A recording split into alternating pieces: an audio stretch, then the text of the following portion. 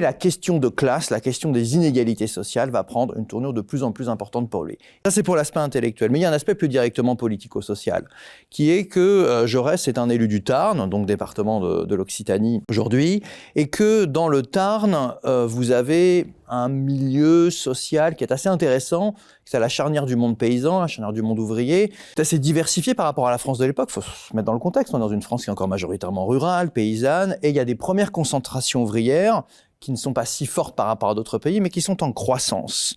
Et là où est Jaurès, il y a une ville importante, Carmaux, où il y a une catégorie ouvrière qui, en plus, est déjà assez bien structurée et organisée. Les mineurs, le charbon est très important, c'est une des grandes ressources énergétiques de la France de l'époque.